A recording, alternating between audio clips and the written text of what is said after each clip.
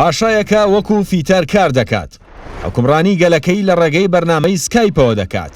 بەردەوام وازانداوە کە پاشاکان لە ناو کۆشکی گەورە و گرانبەهادا دەژین. لەوانەیە ئاساییش بێت کەسانێک هەبن دەرگای ئۆتۆمبیل بۆ پاشا بکەنەوە، بەڵام ئەمانە لە خاسیەتی پاشا سیڤاز بەنسان نین.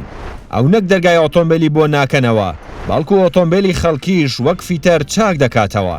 بەتەنیا ئەماش تە سەیر و سەمەرەکەی ژیانی نییە، چونکە لە شانشینەکەی خۆشی ناژی، لەبەرەوەی پەناهەندەیە لە ئەڵمانیا. لە ڕێگەی سکایپەوە دەسەڵاتەکانی بەکاردەهێنێ. ئەم چیرۆکە لە شانشینێکی ئەفریقی بچووکەوە دەست پێ دەکات بە ناوی گبی، کە لە ناو دەوڵەتی غانادایە. نزیکەی 300,000 کەس لە گبی دەژین.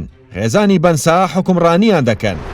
لە هەشتاکاندا باپیری بڕیاریدا سیڤاز بۆ خوێندن بنێرێ بۆ ئەڵمانیا. ئەمیش لەوێ میکانیکی خوێند. کاتێک خوێندنەکەی تەواو کرد، بڕیاریدا لە ئەڵمانیا بمێنێتەوە و وەکو فیتەر دەست بەکار بێ. وەرشەیەکی تایبەت بە خۆی دامەزران. لەگەڵ کچێکی ئەڵمانیدا هاوسەرگیری کرد و چەند منداڵێکیان بوو. ڕۆژگار تێپەڕی و پاشای باپیر لە ساڵی 1970دا کۆچی دوایی کرد. ئەپێی یاساکانی شانشینی گبی، باوکی سیڤاس و براگەورەکەی بە کەڵکی حکومڕانی نەداهاتن، لەبەرەوەی هەردووکیان چەپلەر بوون. هەر بۆیە سیڤاز بەنسا کرایە جێگرەوەی باپیری. سەرباریەوەی کرایە پاشا هەموانی تووشی شۆ کرد و بڕیاریدا لە ئەڵمانیا بمێنێتەوە. هەر لەوێشەوە حکومڕانی گەلەکەی بکات لە ڕێگەی بەرنامەی سکایپەوە.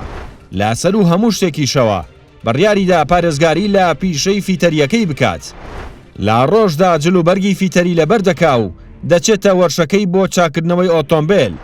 لە پاش تەوابوونی کارەکەی دەگەڕێتەوە بۆ ماڵەوە و جلوبەرگی پاشا لەبەر دەکا و حکومڕانی گەلەکەی دەکات.